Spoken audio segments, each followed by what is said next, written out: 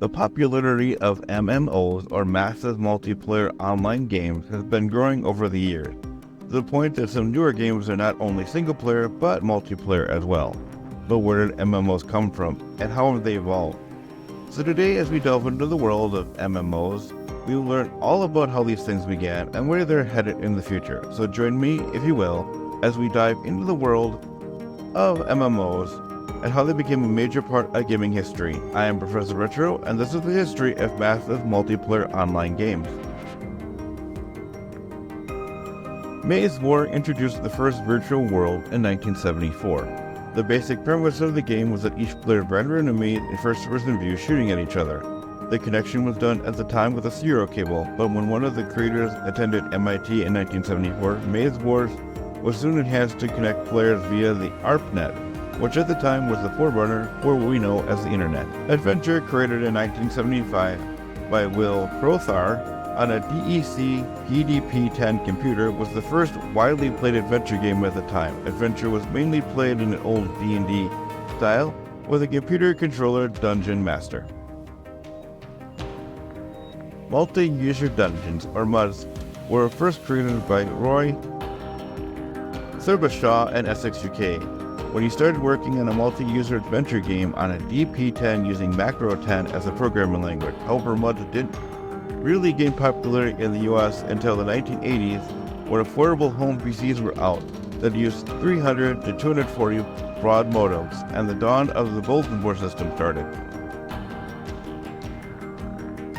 In 1987, Nat von Falcon's Ishiro Kira created the Dungeon Slayer action role-playing game.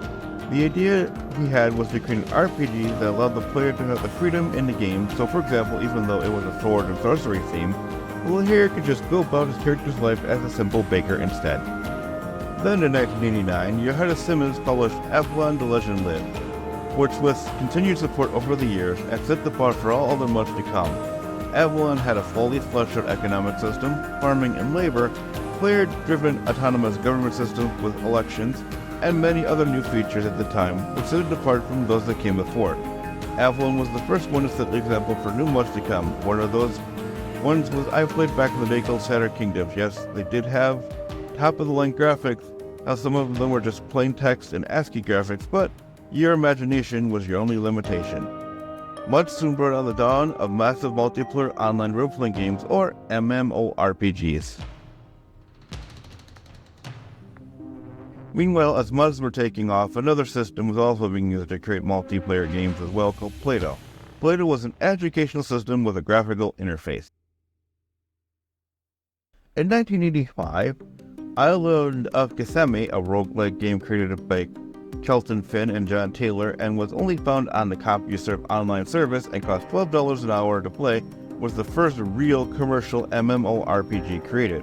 Soon others started to pop up, like Habitat, which was created by Lucasfilms and was soon developed by Lucasfilm Game. It had its initial beta run on the Quantum Link, an ISP that was created only for the Commodore 64. However, in 1988, the Habitat servers were shut down, but a smaller, scaled-down version of the game was created called Club Carby in January of 1989. Following Club Carby, another one spawned called Neverwinter Night. This is not to be confused by the game by the same name by BioWare, and it was the first original graphical MMORPG and was made available on AOL for $6 an hour to play. During the 1990s, however, the internet was limited to NFSnet and gave us Legends of the Future Past, Neverwinter Nights, Gemstone 3, Dragon's Gate. However, they all relied on copies of AOL and Genie for distribution. As the restrictions on NFSnet started to relax, which would now allow traditional game companies to release their games on the internet, in most cases was CompuServe, with Legends of the Future Past, which then became notable for having an actual game master hold online events. However, the term MMORPG wasn't officially coined until 1997 by the creator of one of the most famous old-school RPGs of all time, Ultima Online. The Realm Online was another MMORPG released at the time by Sierra Online. The Realm featured 2D graphics, both in and out of combat, as well as having simple turn-based combat, as well as having a huge, for the time, amount of character customization. Oddly enough, this one is still active. In Korea, Nexus, the Kingdom of the Winds, which was released in beta in Korea, which can be noted as one of the first MMORPGs ever made, and yes, this one is still active with over 1,000 subscribers. By the start of the 2000s, game companies started to capitalize on the new market, and soon 3 new MMOs came about. These were the Dark Age of Camelot, Anarchy Online, and Ultima Online 2. Anarchy Online, which was released in 2001 amidst vast technical issues, mostly due to its inability to handle a huge player base.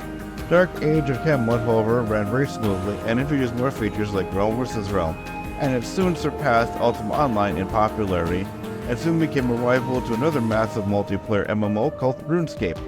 RuneScape, which was also released in 2001, and also saw MMORPGs move from PC market to the home console market. And soon then, Phantasy Star Online was. The following year, in 2002, the sprite-based Ragnarok Online by Korean developer Gravity Corp came out. However, the free-to-play MMORPG started to come about the same time with MapleStory.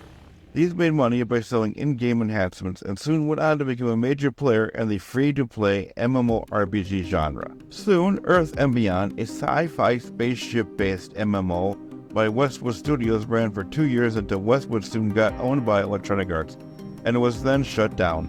The following year, Ubisoft released Shadowbane.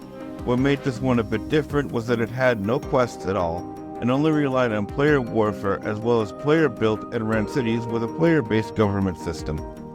On March of 2003, Sierra Online released a spin-off of the hugely successful EverQuest called EverQuest Online Adventures. It had a long 9-year run until it was shut down on March 29th of 2012. That same year, EVE Online was created, which was another spaceship MMO. What set this one apart was the way each solar system in the game both ran on a single server and as a single coherent world. Disney got their hands in the MMO genre with Toontown, an MMO where players took on the role of cartoon characters from the movie Who Framed Roger Rabbit. The basic plot of the game was that Toontown was in danger of being taken over by an evil business robot called Cog, and that to level up your character you had to play mini-games. However, Disney soon closed it down to focus on another family MMO and a very well-known one called Club Penguin, which oddly enough people are still playing on smaller community servers, since the main servers were shut down. As the state of MMOs soon started to grow, Sony decided to create a sequel to their first MMO success, EverQuest, with EverQuest 2. However, at the same time, Blizzard had created one of the most successful MMOs to date, World of Warcraft.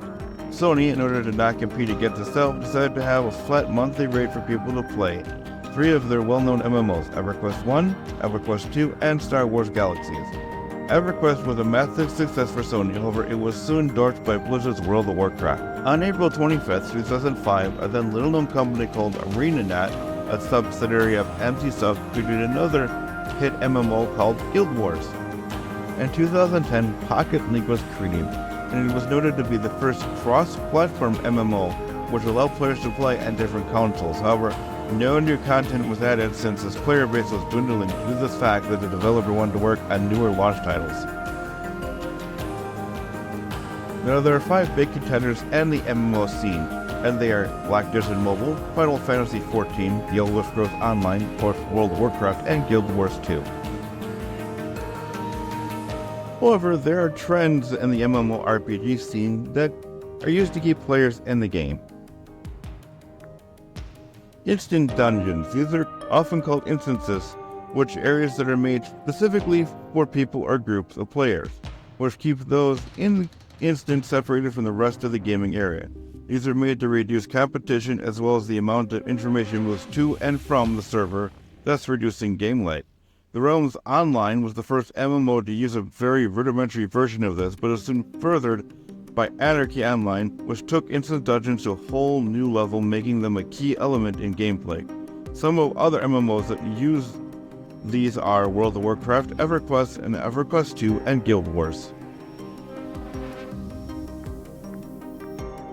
Most games based around cartoons and movies have always used licensed IPs, and it also includes MMOs. For example, in 2007, Lord of the Rings Online used IPs from J.R.R. Tolkien's book of the same name, or The Matrix Online, which used IPs from the Matrix movies, Warhammer Online Age of Reckoning, which used IPs from the popular tabletop game, Most of the time when you think of MMOs, you think of those that are strictly PC-based. However, before developers started to make MMOs that worked cross-platform, the whole concept of console-based ones was just a pipe dream until Phantasy Star Online came out for the Sega Dreamcast. Now, at this time, console-based MMOs were strictly in Japan until Final Fantasy XI and EverQuest Adventures came out for the PS2, which were the first console-based MMOs in the States. When Flash and HTML5 were around, developers started creating MMORPGs that were browser-based, where all you had to do to play them was a browser and access to the internet. The latest base trend in MMOs is the one that uses your own phone, and the use of AR or augmented reality to bring the game into the real world. This was made big with Ingress and then Pokemon Go.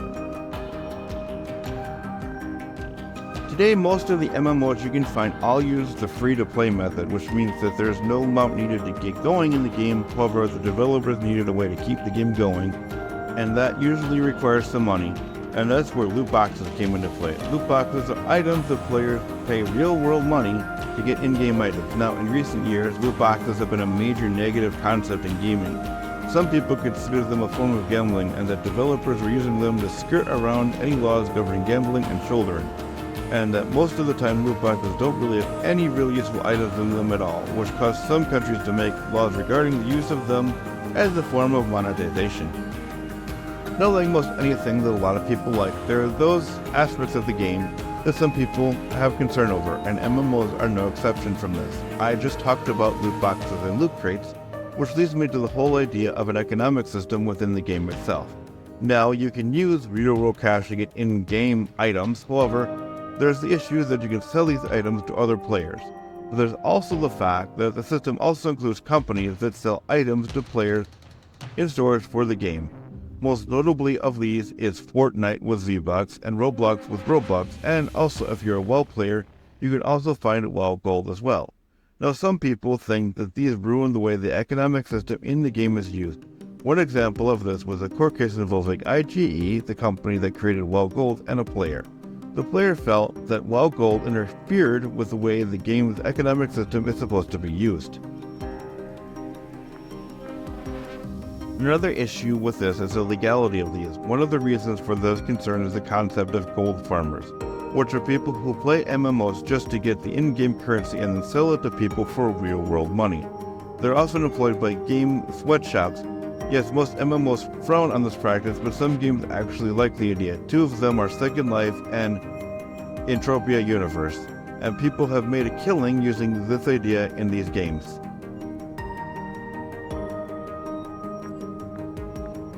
However, where there's a way to gain money in MMOs, there are people who will try to cheat the system to make it easier for them with the use of bots, and the use of unauthorized auction sites to even commit real-world crimes to get it as well.